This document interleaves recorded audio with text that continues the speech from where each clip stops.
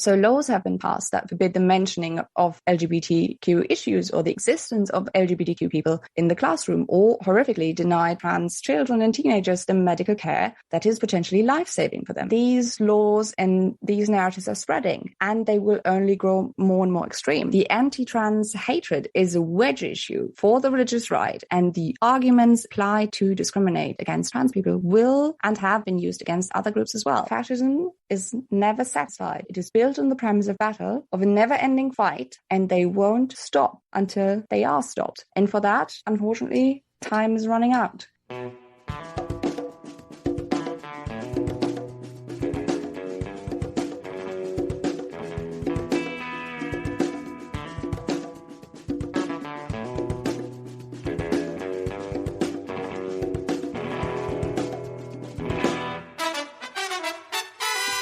Welcome to episode 103 of the Refuse Fascism podcast, a podcast brought to you by volunteers with Refuse Fascism. I'm Sam Goldman, one of those volunteers and host of the show.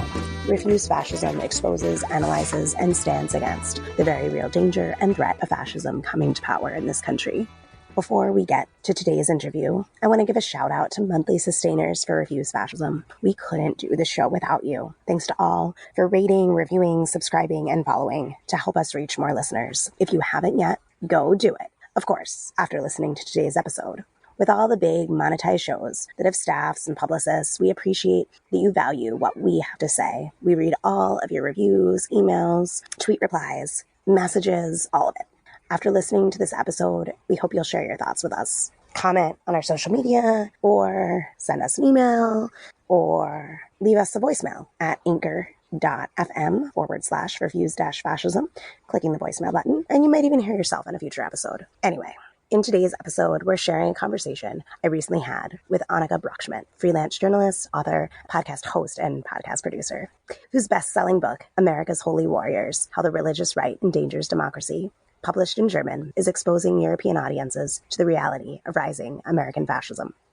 Then we share an interview Andy Z, host of the RNL Show on YouTube, recently conducted with Paul Street, member of the Refuse Fascism editorial board, regarding the situation in Ukraine.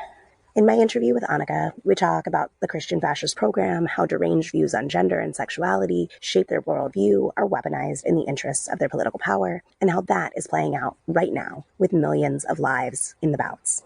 So before I share the interview, I just want to give a bit of an update and add some context. The assault on abortion is the battering ram of a whole fascist program. Christian fascists and other right-wing fanatics have openly proclaimed that opposition to abortion was a way of building up shock troops for a larger fascist program. This program is advancing against voting rights, LGBTQ rights, science, education, public health, climate, and any opposition to quote-unquote law and order racist police terror. With Roe v. Wade on the immediate chopping block, the attack on abortion rights has accelerated. Florida's 15-week abortion ban that Governor Ron DeSantis has committed to signing is scheduled to go into effect July 1st. Anna Eskamani for The Nation broke down the implications, saying, quote, "But this abortion ban doesn't impact just Floridians, but the entire American South. Today, given the lack of providers and often insurmountable unnecessary abortion restrictions in surrounding states, Florida serves as a crucial access point for people seeking abortions in the Southeast."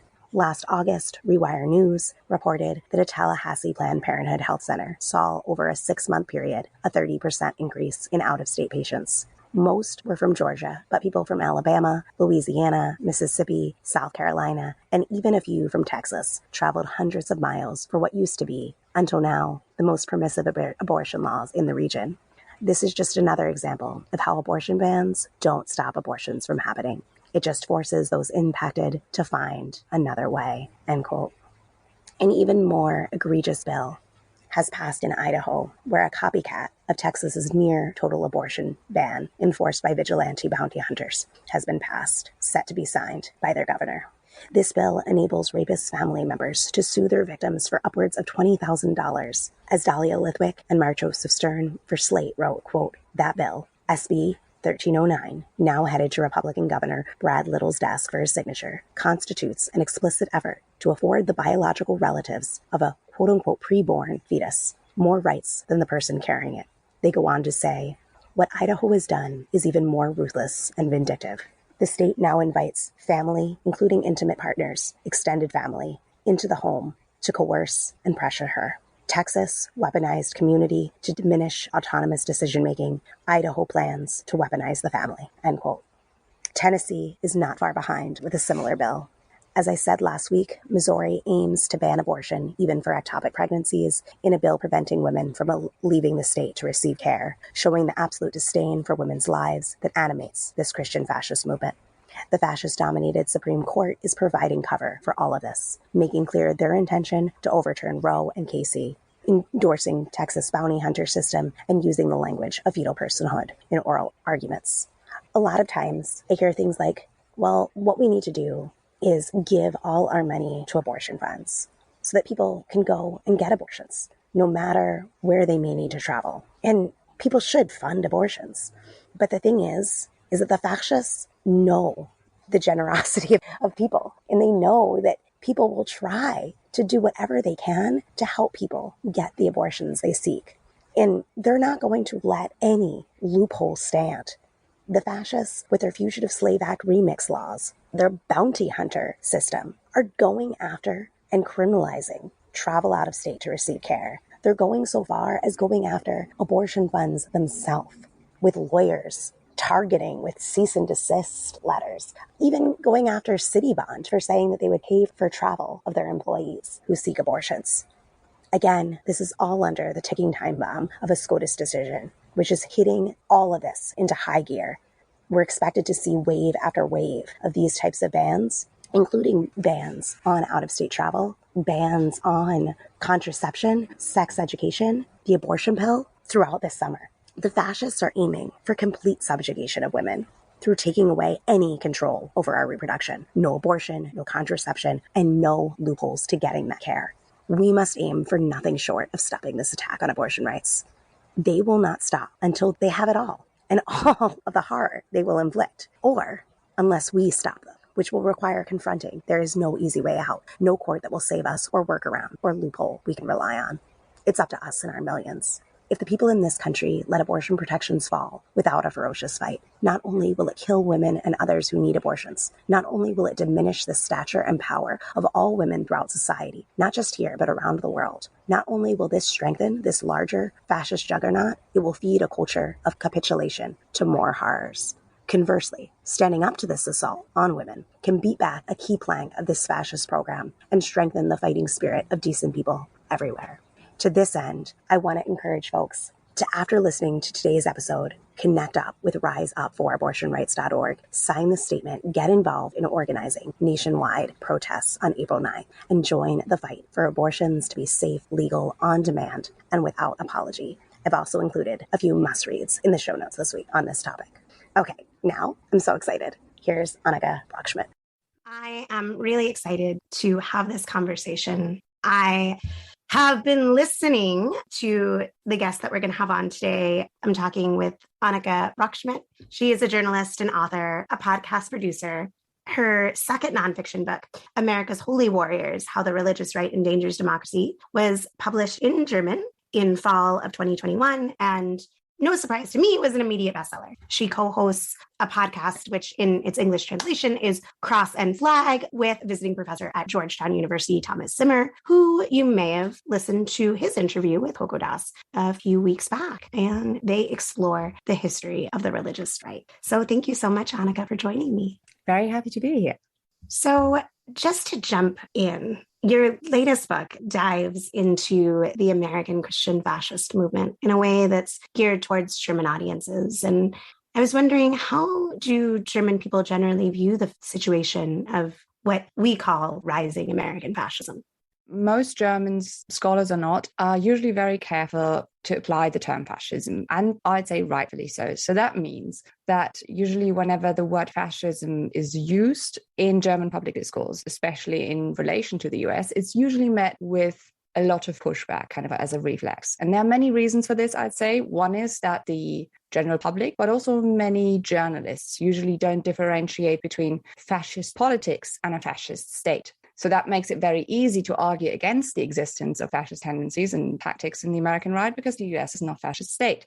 But this also overlooks that even a fascist state doesn't just drop from the sky. So I'd say it's important we call out fascist narratives whenever we see them. And when fascism is used as a term, people often try to apply sort of last century's version of fascism to the situation to see if it fits. And this almost always results then in the conclusion, no, it can't be fascism. But fascism takes on different forms in different countries and in different time periods. And the introduction of new technologies alone, I'd say, the internet and social media, were not present at the peak of European fascism in the last century. However, as many scholars have pointed out, there are core aspects of fascism, of fascist politics, that are the same, that you and your guests have already talked about. The narrative of the secret degenerate enemy from within, trying to destroy the country, warnings of a mythical golden past, anti-intellectualism, us versus them distinctions, only to name a few. And I would say another reason for the reluctance to acknowledge this, that many Germans feel, is that a lot of them don't know that the US has its own history of homegrown fascism.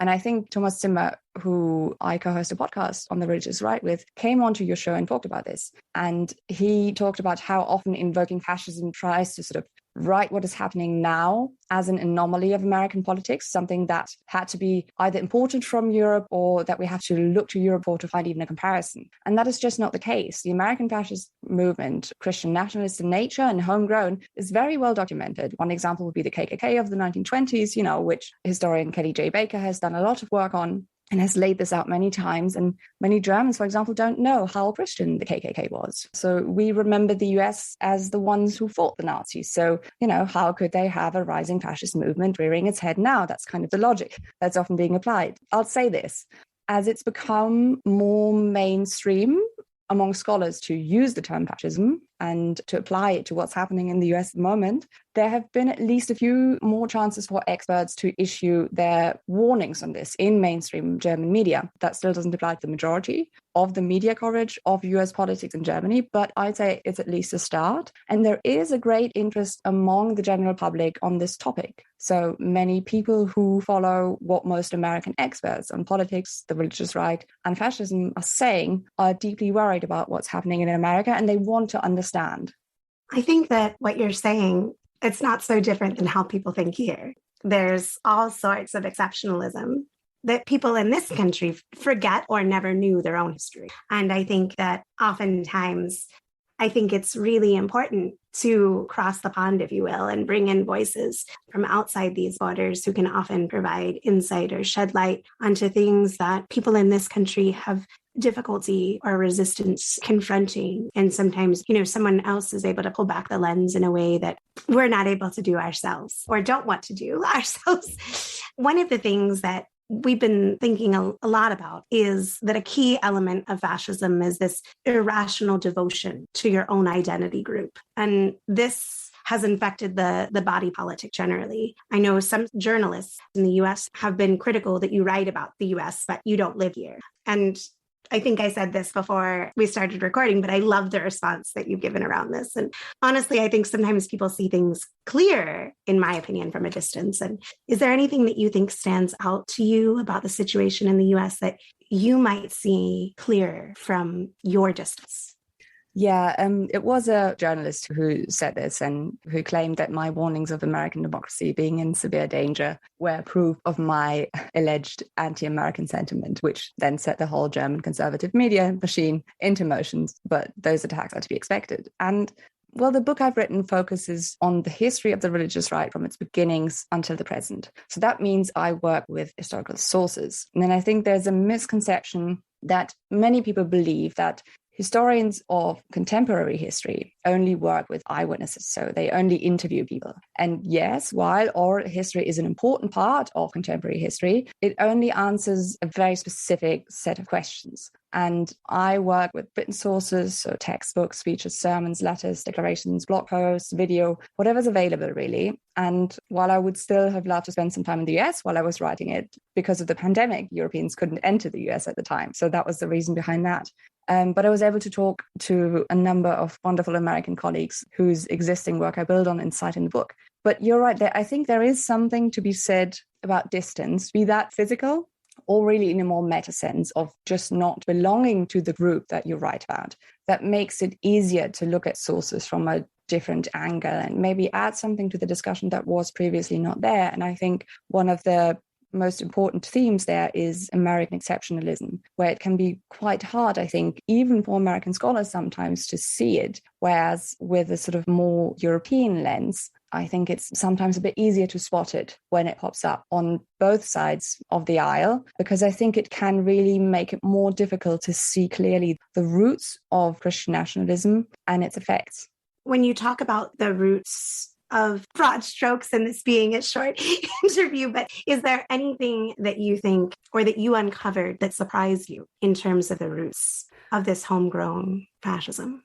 I think what surprised me was, and there's been a lot of very good scholarship on this already, but what surprised me was the extent of the whole industry of this revisionist Christian nationalist history and the whole machine behind promoting that history, because that's really where this movement derives its legitimacy from. That's why they are fighting for what they're fighting for, because they say that this country was founded by white Christians for white Christians. And a lot of the pushback that I sometimes even get from a German audience when they're like, well, but it says in God we trust on the money. And I mean, how do you explain that? And so a lot of people are very surprised by how recent many of these editions were that paint US history in that picture. And I think a lot of people also underestimate, especially from a European perspective, how racialized religion is in the US. That's why I always try to speak of white Christian nationalism, because we've seen in the data, and I think Sam Perry just posted something about this today, I think I saw it like a few hours ago, there's a big difference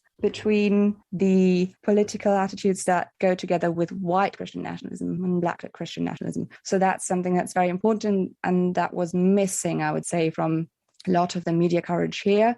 And also something that was very important for me to stress is that the religious right is not this sort of homogenous movement only consisting of white evangelicals. Because, whenever you read an article on the religious right in German media, it was usually when another Paula White video would go viral, or when there was a crazy Kenneth Copeland video where he spit on COVID or something. This is what's visible. And it's very easy to sort of laugh that off as, oh, this is just a crazy fringe, which is still a view that permeates even amongst German political analysts, not all of them, but many of them. So they see this as sort of, well, this is the crazy train that the GOP has kind of had to cater to for a long time. But these are not the people in charge. And that's what drives me nuts when I read coverage. When, for example, the headline says, GOP rebukes. The latest example would have been Rick Scott's 11-point plan to rescue America, which was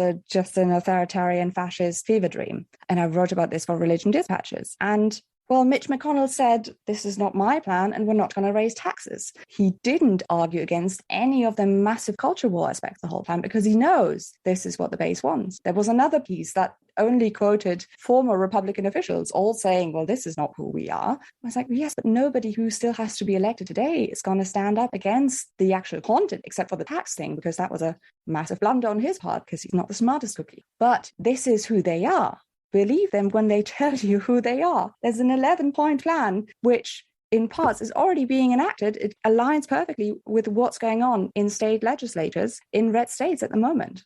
I really appreciate, Annika, what you're breaking down, because I think, this is something that if you've listened to any shows, like I become quite shrill about, which is the dismissing, the constant, decades long, at our own demise, dismissing of what I call the Christian fascist movement in this country, dismissing them as fringe, dismissing them as stupid, dismissing them as whack jobs, dismissing them as something that is hindering the interests of the GOP. And it is so ass backwards, doesn't even do it justice. And I do want to let listeners know that in the show notes, check out the article that Annika's mentioning. It's really worth reading. There was not enough coverage about this 11-point plan because it was just dismissed. Again, this is what's happening, and they deserve to be believed. They deserve to be heard because they're a threat. And then related to that, on the lines of what you were talking about, it made me think about maybe this is true, but European journalists, I don't have enough access to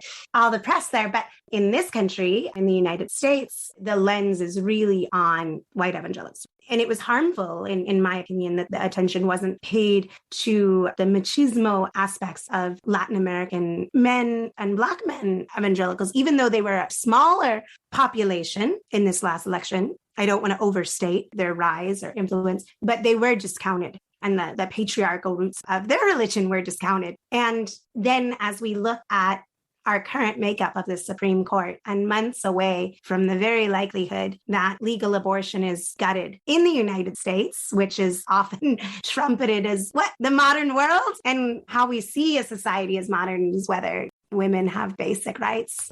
So when you look at the Supreme Court, what is in the driver's seat is not evangelicalism, is Catholicism. And when we look at the danger posed by, the 6-3 court, we're looking at the most vicious aspects of Catholicism. And I think this is something that's been really underreported in the coverage of German news correspondents in the US. I know there's been some change in US journalism on this topic, but not enough, I think. But I always get asked, well, why do these Catholics get on with evangelicals? I mean, they believe in, different things about baptism and this and that. And I would say, it does not matter. It doesn't matter. They have the same end goal. And that is it. They don't fight about theological differences. They couldn't care less. Why do you think the Unification Church has been deeply embedded in the funding of the Christian right? If theology had anything to do with it, these people wouldn't even be talking. And it really grates on me. And I think one of the problems is probably structural in journalism, because there is a 24/7 news cycle. There isn't enough staff, and few people have to cover a lot. So to a certain extent, I don't think you can expect of a political correspondent to know the intricacies of the religious right. But what you have to do then as a correspondent is ask experts on this topic, because otherwise what we have is a complete miscommunication. The problem is that journalists who usually cover politics, they tend to fall for the rhetorical traps that the religious right sets. They say they're for family values without decoding what that means. So the religious right has their own lexicon that you have to understand in order to be able to contextualize what it is they're actually saying. And that is often missing in political reporting because people don't have the expertise, which again, they don't have to have. But then ask an expert. That's always a good thing. Sorry for the rant.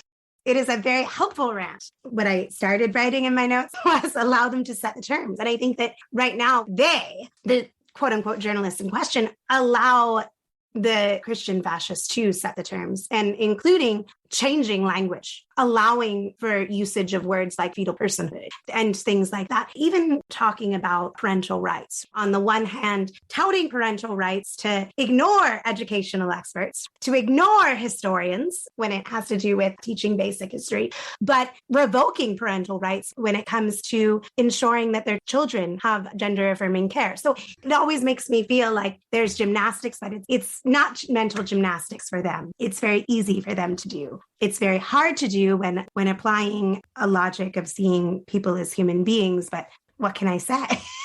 I wanted to return to something that you were talking about in terms of the culture wars, and you're alluding to why none of these former leaders in the Republican Party, touched that in the 11-point plan. One element of the Nazi experience that is often overlooked is their attacks on what they saw as sexual deviancy. In particular, their attacks on the Magnus Hirschfeld Institute that I don't even pretend to say the name because I know I will butcher it. That was good. Okay. Broadly, what we would call the LGBTQ community in Germany. And we see these attacks now going full speed ahead in the American fascist project, but also elsewhere in the world. Hungary, we could go on. Why are strict patriarchal gender and sexual norms so important to these fascist movements? And how is that woven together, in your opinion, with the white supremacy and the xenophobia, the militarism and Christian supremacy that you've been exploring? Fascism basically promotes the idea of a folk, so of an in-group that has clear boundaries, be it through race, ethnicity, political or religious views, or a combination of all of them. and it rests on a highly heteronormative view of gender that is also deeply misogynist. So sexual angst and sexual paranoia plays a big role here as well. So men have to represent a very militant form of masculinity. Their job is to fight and to protect and, very important, to produce offspring to ensure that the nation prospers and continues. And women, often overlooked, but women play an important role in fascism as well. Their domain is the home, where they give birth to children and they bring them up to be potential little soldiers, be that for the culture war or an actual war. And the narrative of a gay or LGBTQ conspiracy is actually quite often used in fascism. And as any conspiracy theory about quote unquote elite infiltration of elites that go after the children, it is also always steeped in anti-Semitism, as are claims of sexual deviancy or sexual degeneracy. And then there is also the narrative of homosexuality or any expression differing from heteronormative gender norms as a disease that can infect others, especially young children. And so if you follow this train of thought that LGBTQ people spread a contagious disease, this is something that needs to be curtailed and legislated to protect public health. So that's a lot of what we're seeing on the state level in red states. And that suddenly makes sense if you follow that line of thinking. So laws have been passed that forbid the mentioning of LGBTQ issues or the existence of LGBTQ people in the classroom, or horrifically deny trans children and teenagers the medical care that is potentially life-saving for them. But why LGBTQ individuals? So this intense hatred for LGBTQ individuals in modern fascism and in Christian nationalism is based on the very existence of LGBTQ people. This has nothing to do with what they do or what they like or how they behave. It's about the very existence of LGBTQ people. Because by existing, they challenge the gender norms of the Christian nationalist society and its core, the patriarchal nuclear heterosexual family. And if these clear boundaries get blurred, everything unravels in the eyes of these people. Claims of a quote-unquote degenerate, decadent LGBTQ culture or woke culture, as they now call it as well, have been prevalent. The latest addition to that list is Madison Cawthorn, who I think today, he claimed that Ukraine's government was evil because it supported woke politics. So that means it protects LGBTQ people. It doesn't persecute them.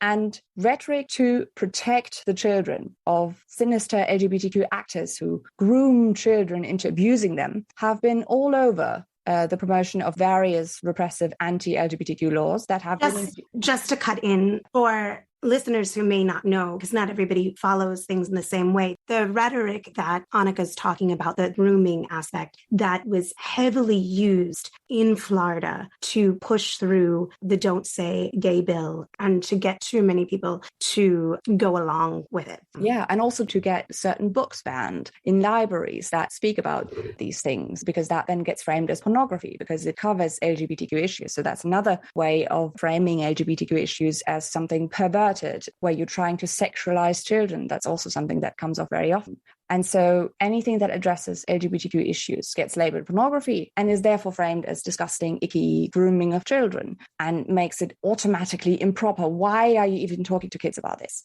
And the narrative of depraved LGBTQ people who want to snatch away innocent children and infect them, quote unquote, with queerness, and therefore want to bring ruin to America because white Christian America rests on this family structure and on those gender norms, that has deeply troubling echoes in the fascist past. And these laws and these narratives are spreading, and they will only grow more and more extreme.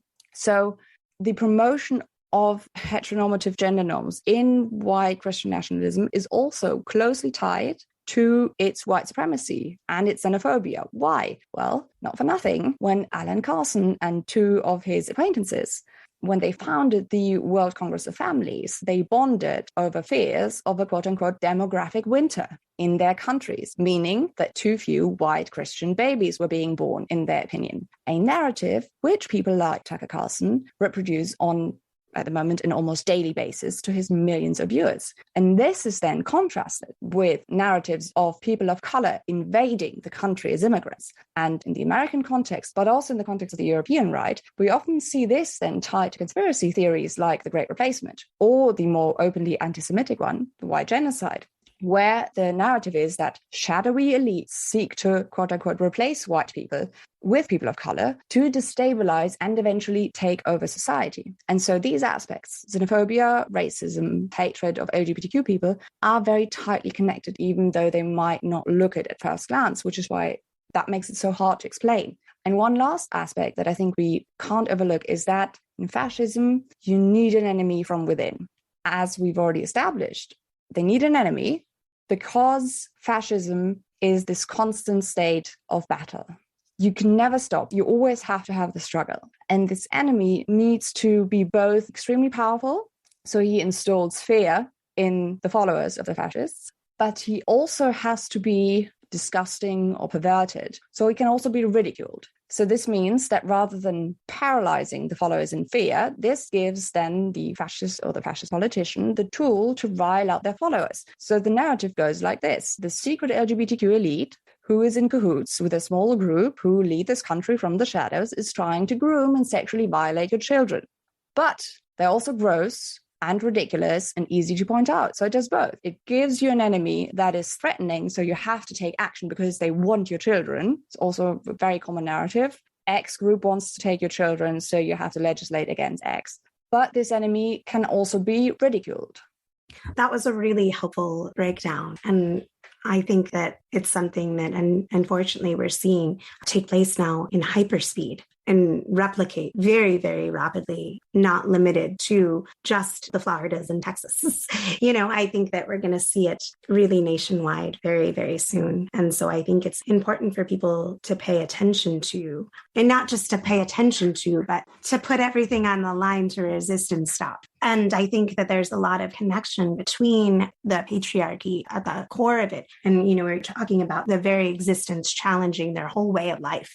And I think that there's a connection between that and connection between the efforts in this country for forced motherhood. So that's something. And I think that the more they're able to advance on one, the more they're able to gain momentum to crush the other. So the more that they are able to speed through these horrific laws that target children and young adults that are trans, that strengthens their fight and momentum around abortion rights and vice versa. Oh, definitely. This will not stop with trans people. The arguments that are being used to deny trans people and trans children, trans teenagers, their bodily autonomy will be and are already being used against other groups, against queer people, gays, lesbians, pregnant people, women. So the anti-trans hatred is a wedge issue for the religious right, and the arguments applied to discriminate against trans people will and have been used against other groups as well. So this is basically a new testing ground because they feel like they've, at least for now, in the public opinion, lost the culture war when it comes to gay marriage. And because that feels more normal to many people, anything related to trans people still makes a lot of people uncomfortable who don't know what they're talking about. And so it's very easy to weaponize prejudice and fear for the safety of the children, to combine both things and then make this a very explosive emotional issue where we see a lot of parents get on board. And this is what I mean when I talk about irresponsible media coverage. This is then when we look at, for example, the governor's race in Virginia. This is then framed as, Glenn Youngkin is making education his main issue. He doesn't want our children to read pornography. I can't even. This is what makes this so infuriating. And I think it's very important that we uncover the narratives that these people are using, that we explain why they're using them, be that, critical race theory or this grooming of children narrative. Everything that is related to this group X wants to indoctrinate your children with Y. And you can put whatever you want in there. It has a very clear aim, and it weaponizes fears and prejudices of parents for these people's political gain. I think that's so clear with the Youngkin race and how that unfolded, and also how we're seeing, just the more recent developments in Texas. And it maybe makes headlines for a couple days, if that, and still hidden, is heartbreaking to say the least. And I guess my closing question would be, over a year, Trump's been out of office. We're seeing these fascist initiatives going after restricting abortion, history education, LGBTQ rights, voting. They're rapidly advancing in state houses across the country. Why is this happening? I think the fact that these collective attacks on democracy by the right have intensified so much that it's shocked even the most pessimistic and critical analysts of the right within the last year alone is a further sign that this movement knows its time is running out. They know that demographically, in the long run, they won't be able to win a majority again. Now, mind you, they don't need it. That much was clear even in the 60s when the architects of the modern religious right started forming it, because they planned to exploit and play the American political system, which favors minority rule. But even this is getting harder now as their numbers continue to shrink. So the measures have to get more and more extreme to make up for that. So we've seen a dramatic shift, not because the anti-democratic tendencies were not existent before Trump, quite the opposite, in fact, but because they feel that the demographic danger, so to speak, is accelerating. Time is running out for them to secure white patriarchal Christian rule, even by playing the system that's already bent in their favor. So they have to have more draconian voter suppression laws. They need authoritarian laws in schools to stop teachers from teaching the kids anything that challenges the Christian nationalist myth that they weaponize, that the country was founded by white straight Christian men for white Christian men who deserve political and cultural supremacy, basically by divine right. And the more these people realize that they're losing the culture wars amongst the general public, the more extreme these laws will get. A Missouri state rep introduced a bill, I think yesterday, that would make it illegal to end an ectopic pregnancy, the number one cause of death for pregnant people in the first trimester. It would also make it illegal for pregnant people to leave the state to get an abortion. And this is no coincidence. They're already coming for abortion. Contraception will be next. That's quite clear. That's always been on the agenda of the religious right as well. So the end game is very clear. And we've already talked about the attacks on trans kids that have and will have horrifying consequences, that will lead to suicides, that will penalize parents for providing their children with the medical care they so urgently need. And people often tell me when it comes to these things, or when I warn about these things, they won't go that far. And to that, I can only say, if you think they won't go that far, you have not been paying attention. And that is because they have been crossing line after line after line in the last year alone at, I would say, even for me, I'm quite pessimist, but it's gotten worse at breathtaking speed. And they will not stop because they cannot stop. Fascism is never satisfied. It is built on the premise of battle, of a never-ending fight against an enemy from within. And they won't stop until they are stopped. And for that, unfortunately, time is running out. I think that is a great place to end in terms of this interview, not in terms of our objectives in refusing fascism. And to that, we'll have more to say later on what people can do, because while time is running out, it is not too late yet. And that's why these conversations matter. And more importantly, the actions based on them matter. So I want to thank you, Annika, for joining me and sharing your expertise, your perspective, your time with our listeners and with me. How should people who want to learn more from you in the US follow your work?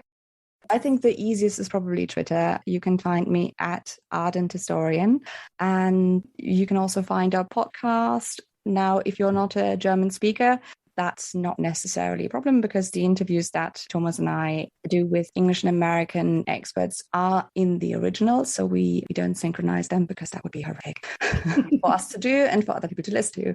So you can find the podcast via the Twitter site as well, but it's called Kreuz und Flagge. So that's the German for cross and flag. But if you don't know how to type that, it's not a problem. You can find it via my Twitter site.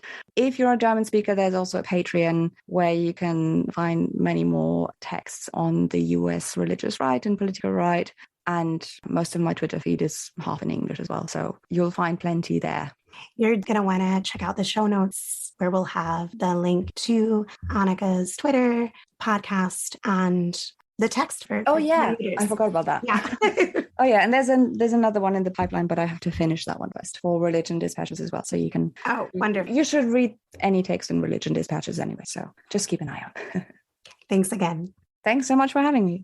The battles in Ukraine and over the fate of Ukraine are inextricably linked to the rise of 21st century fascism across the globe and the existential threat that poses to all of us. And they are steeped in and deeply impacted by the whole history of fascism and how people have understood that history. One thing to chew on: most Americans don't understand that a no-fly zone is a term of military engagement. that it's the literal shooting down of enemy airplanes. That ignorance isn't just because it's an odd euphemism, but because, in a perverse reflection of U.S. accusations against Russia, for decades, the U.S. has been enforcing so-called no-fly zones over countries that have little to no capacity to fight back. They have been a tool of violently enforcing U.S. domination. Particularly now, much of the anti-Trump intellectual space has been dominated by conversation framed by the lens of quote-unquote authoritarianism.